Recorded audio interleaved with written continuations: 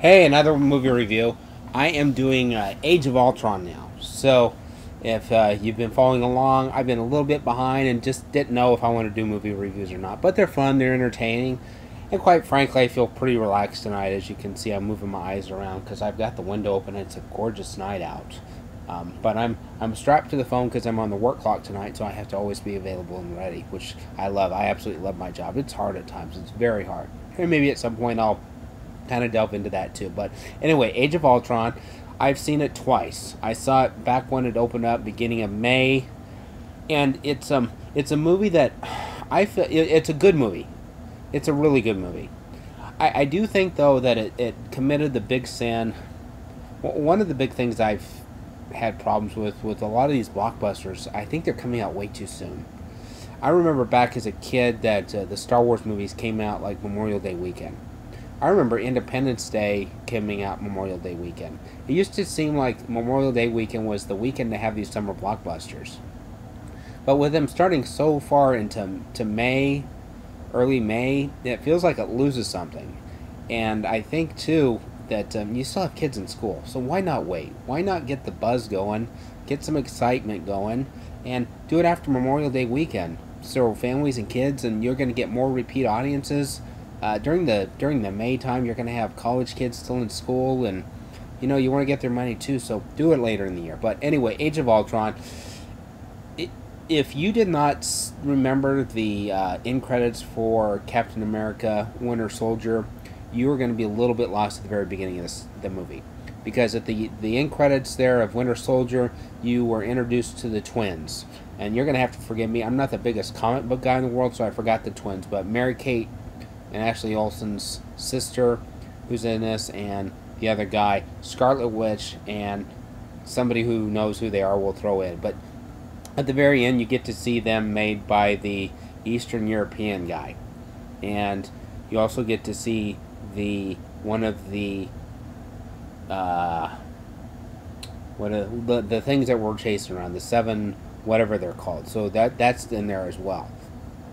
And so when you get to Age of Ultron, you start off at the very beginning of the movie, and you see all of our heroes, the Hulk, Iron Man, Black Widow. They're all running through the forest, and really you don't know why. They're just running, tearing up tanks and people, and finally you get to the point where they pick up the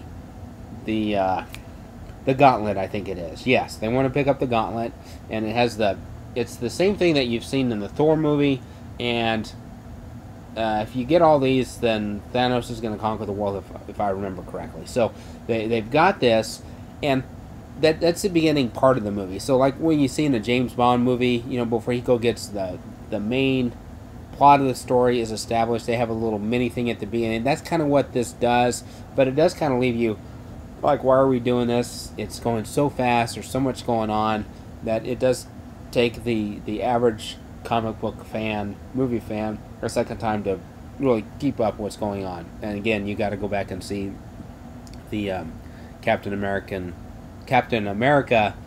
not Civil War, that's coming out next year, Captain America Winter Soldier end credits to be sped up on it. But the main theme of this movie is between Iron Man, Tony Stark, and Bruce Banner, the Hulk.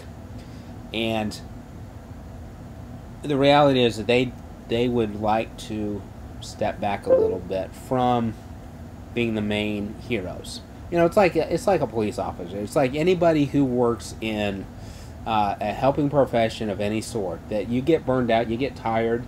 You want to be able to send out some duplicate of yourself, some robot to get those things done that is too much for you. So Tony Stark and Banner, they take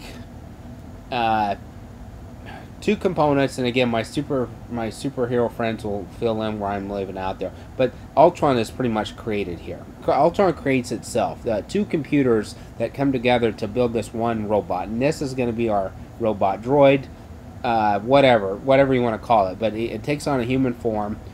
It's able to move around and about into different bodies, it looks like, throughout the movie. So that's going to be our antagonist for the movie. So the and as well as the twins too, because the twins kind of go on to this side as well, because they don't know, they don't understand the scope of their power, how all of this fits in, how all of this works. And again, you're gonna I'm coughing up a storm. You're gonna have to forgive me. It's been a few months since I've seen this movie, so I'm kind of sketchy.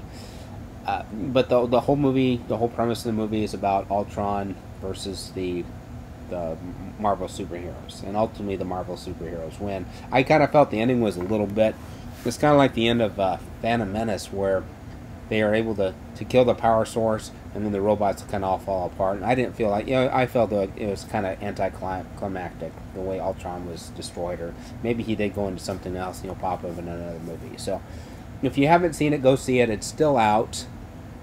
It wasn't as, I didn't think it was as great as the first Avengers movie, but it wasn't as bad as some people may believe it is either. I think